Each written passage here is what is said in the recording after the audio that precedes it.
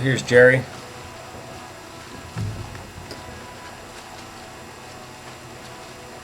So extension, both arms pretty good. Body position is good, could be a little better. Your hips and legs are a bit low. Comfortable breathing. Do raise your head a tad extra. When you raise your head just a bit, it does cause a little bit of hip and legs to sink. So you want to keep your head as level as possible.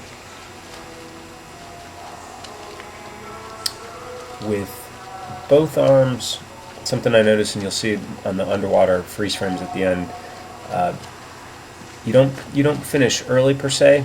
However, your hand starts to turn inwards towards your body, so you lose that sort of forward push with your hand position towards the end of the stroke.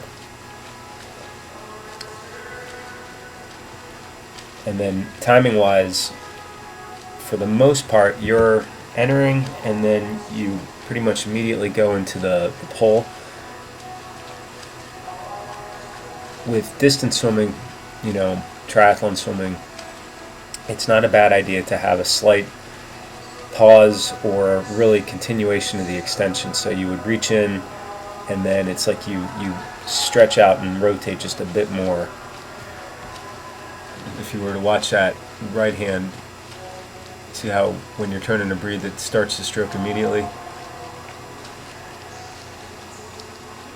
Bit of a pause there. So some of them you do have a little bit of a pause. My inclination would be to advise you to work on just a slight pause and continue to extend and rotate. And we'll talk about the underwater technique on the underwater portion. So here, trying to watch your streamline. What are your hips and legs doing as you're moving forward? They're pretty good. Maybe just the slightest bit of scissor kick. Scissor kick means that your feet come apart a bit more than necessary as you're turning to breathe generally. So if you see your feet not in the same line as your torso, that acts as a minor braking motion. Your hand position when you're reaching forward is pretty good. However, your left is coming in pretty much right in front of your head.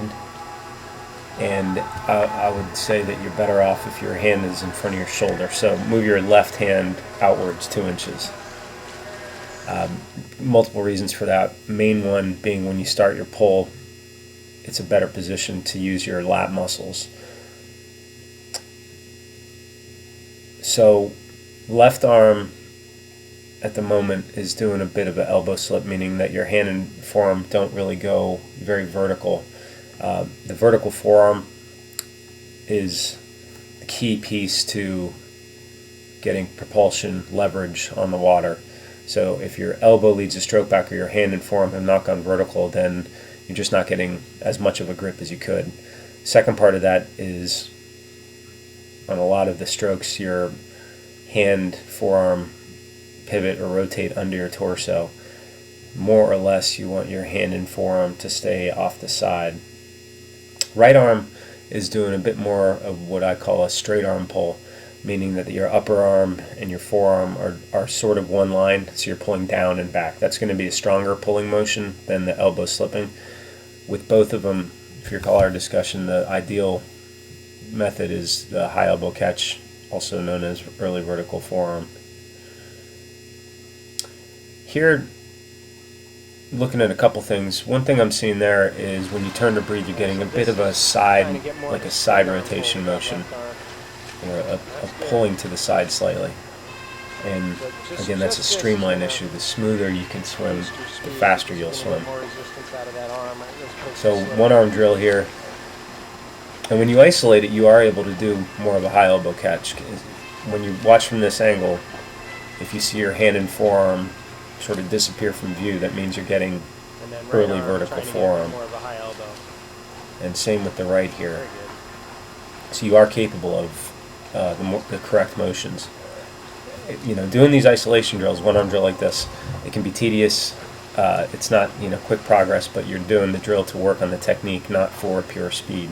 Part two of a one-arm drill is that it does help with building the correct muscle action, primarily the lats.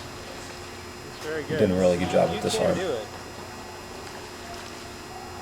And strength, so just building up your muscular strength. Practicing like a straight arm with both on the way down, and then coming back you're going to try and get the right to go a little more high elbow.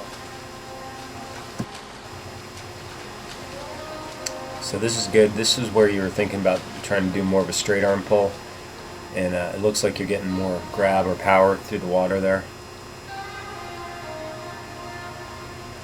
And then this, trying to think about getting more of a high elbow catch with the right arm, and doing a pretty good job of it.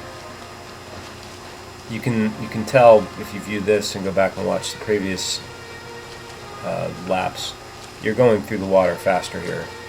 That's the end all of technique improvement. Sometimes just a little changes can make you go a little faster.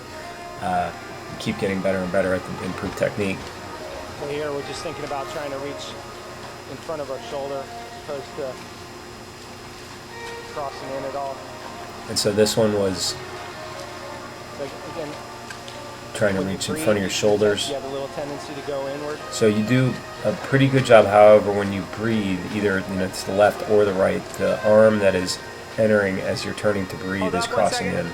So be conscious of where your hand is going when you're breathing. You might feel like it's really wide, and that's going to be how you're going to have to feel for a little bit. But that really wide feeling will probably be right on where it should be.